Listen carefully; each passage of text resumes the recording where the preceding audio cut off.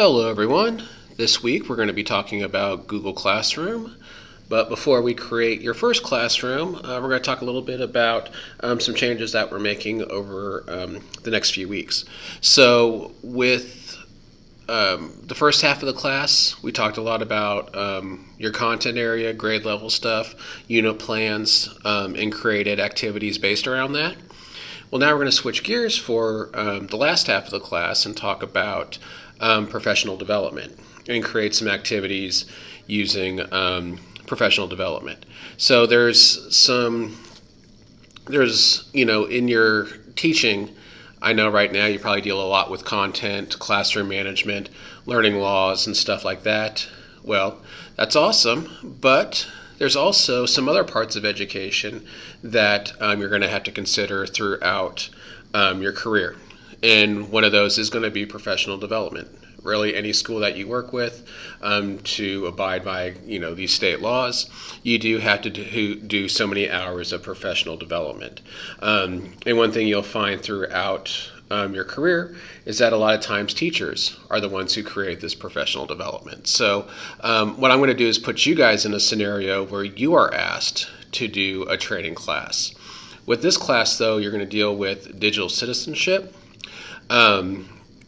So the first thing that you're going to do with digital citizenship is actually create a classroom that you would share with your colleagues that you would put information in and start a little professional development training with that. So without further ado, let's go ahead and get started. So for this task, the first thing you need to do is make sure that you are logged into your MSU domain account. Once you do that, you'll next need to access Google Classroom. And you can access it through the waffle, or you can access it through classroom.google.com. For this scenario, I'll go ahead and just access it through the waffle.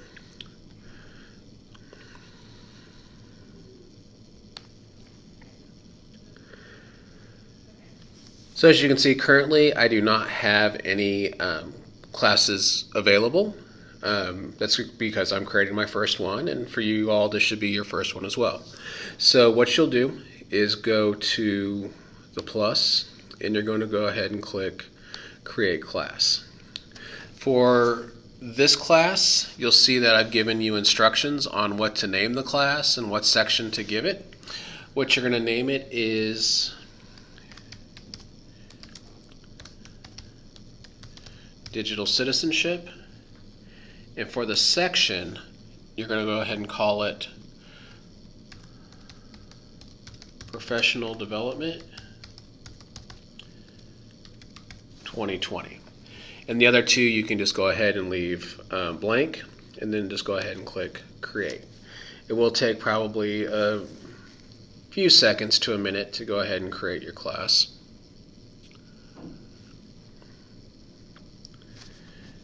And now it's created. So they've given you a class code that you'll share with your students. So in this case, I have you guys share a class code with your partner, and that is the code that you will actually send them. And this is also the class code that you will submit to Blackboard. So just keep that in mind at the end when you're done creating your class and all the information that needs to be sent out. It's all going to be based around that class code. So the first thing I'm going to want you to do after you create your class is go ahead and change a few of the settings on it. The main one being the stream. What you'll find with stream is that this is where you'll post your information for just some things that you want kids to know. It's really similar to like announcements on Blackboard. It's pretty much where you put your announcements. So when you go to settings, you'll see that if you go down to general, you'll see a little thing that says stream. For some reason, Google likes to leave the stream in its default for students can post and comment.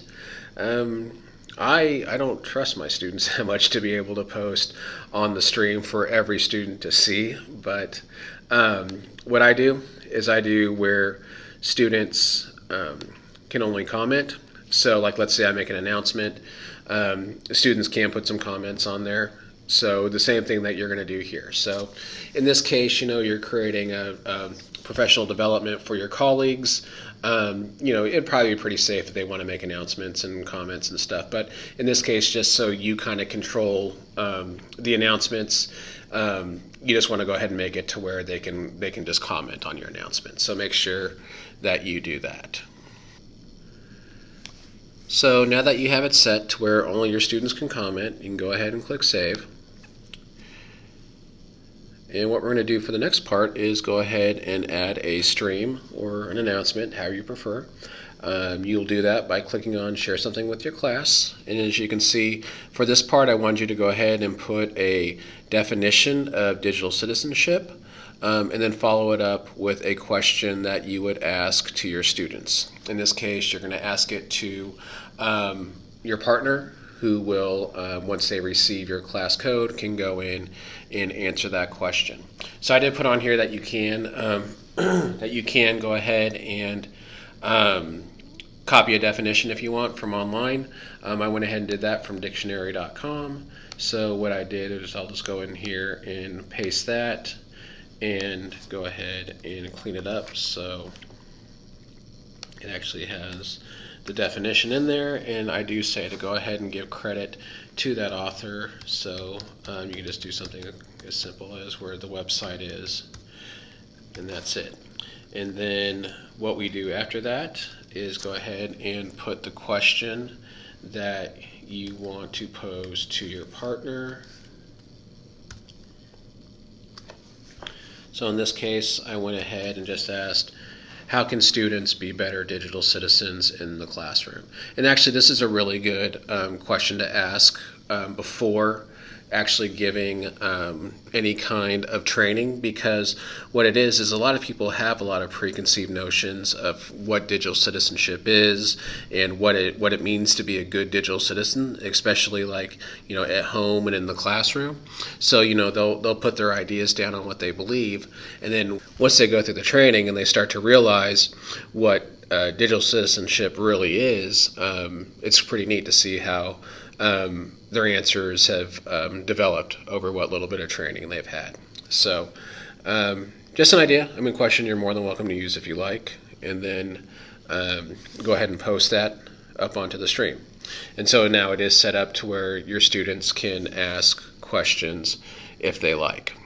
So from there, for this assignment, this is pretty much all you really needed to do for this part of it.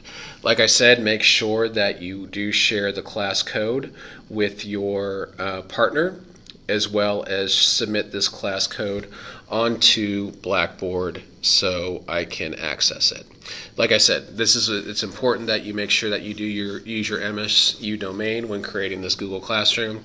That way, your partner as well as I can access it.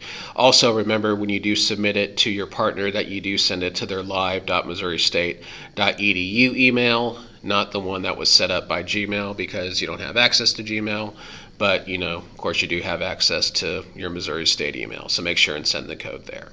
So that's it for this assignment. If you have any questions, just go ahead and let me know. Thank you.